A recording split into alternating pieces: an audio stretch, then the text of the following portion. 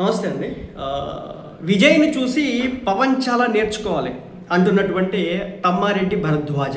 ఒకప్పుడు ఈయన వైసీపీకి చాలా ఫేవర్, ఇప్పుడు కూడా అనమాట. లాస్ట్ గవర్నమెంట్లో పవన్ కళ్యాణ్ గారిని భలే క్రిటిసైజ్ చేసేవాడు. ఇప్పుడు విజయ్ గెలిచేసరికి ఒక్కసారిగా పవన్ విజయ్ని చూసి నేర్చుకోవాలి. ఏం నేర్చుకోవాలి విజయ్ని చూసి పవన్ కళ్యాణ్? పవన్ కళ్యాణ్ విజయ్ని ఫాలో అయ్యాడా? విజయ్ పవన్ కళ్యాణ్ని ఫాలో అయ్యాడా? పార్టీ ఫస్ట్ ఎవరు పెట్టినారు? ఎవరు కంటెస్ట్ చేస్తున్నారు? ఎవరు 3 ఎలక్షన్లు చూసినారు?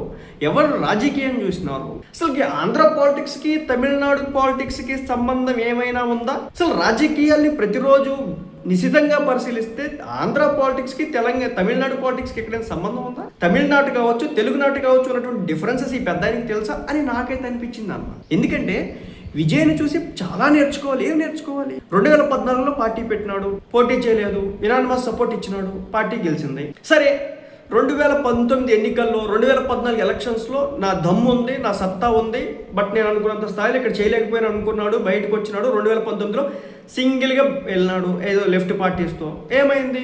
అట్టర్ ఫ్లాప్ అయినాడు. తను పోటీ చేసిన నియోజకవర్గాల్లో కూడా ఓడిపోయినాడు. వ్యూహం మార్చినాడు. 2024 ఎలక్షన్స్లో పొత్తులు ఎత్తులు వేసుకుంటూ వెళ్ళినాడు. అదపాతడానికి గుద్దుతా అన్నాడు, గుద్దాడు. ఏం నేర్చుకోవాలి? సింగిల్గా వెళ్తే ఏం జరుగుతుందో అందరికీ తెలుసు. జగన్మోహన్ రెడ్డి గారి దగ్గర 40% ఓటింగ్ ఉంది. కాబట్టి రాజకీయాలు పవన్ కళ్యాణ్ నేర్పొద్దు. మీరేదైనా పార్టీ పెట్టి మీ సత్తా ఏంటో చూపించి మీ తరపున ఎవరైనా మనుషులు నిలబెట్టి మీరప్పుడు చాలా నేర్చుకోవాలి, చాలా నేర్చుకోకూడదు. మీరు ఒక ట్రెండ్ అనేది సెట్ చేసి మీరు ఒక ట్రెండ్ సెట్టర్ అయ్యి మీరు రాజకీయం చేస్తే కనుక ఓకే, వెల్ అండ్ గుడ్. కానీ మీరు పార్టీ పెట్టరు కదా, మీరు పోటీ చేయరు కదా, మీరు నిలబడరు కదా. కానీ పోటీ చేసి 2-3 సార్లు ఆటుపోట్లు తిన్నటువంటి వ్యక్తిని మాత్రం మనం విమర్శలు గుప్పిచ్చేస్తాం అనమాట, చేసేస్తాం మనం. సో ఇదనమాట. విజయ్ని చూసి పవన్ చాలా నేర్చుకున్నాడు. ఎవరు నేర్చుకున్నారో తెలుసు. పవన్ హావభావాలు నేర్చుకున్నటువంటి వ్యక్తి ఎవరో తెలుసు. పవన్ వెళ్ళేటటువంటి వాహనాలని సైతం ఏ విధంగా చేసుకున్నారో తెలుసు. పవన్ కళ్యాణ్ ఏ విధంగా అయితే రాజకీయాల్లో గత ఎలక్షన్స్కి ముందు చేసినటువంటి వ్యవహారాలన్నింటినీ కూడా విజయ్ సేమ్ ఫాలో అయినాడు. ఎవరు ప్యాటర్న్ ఎవరు ఫాలో అయినారు? ఇక్కడ వేముంది. అక్కడ 2 ద్రవిడ పార్టీని పడగొట్టాలనుకున్నారు. ఇక్కడ జగన్ గారికి 40% ఓటు. అక్కడ ఎంత ఉంది? ఈరోజు వచ్చినటువంటి డిఎంకే పార్టీకి కావచ్చు, ఏఐఎండిఎంకే పార్టీలకు ఓటింగ్ ఎంత ఉంది? అది.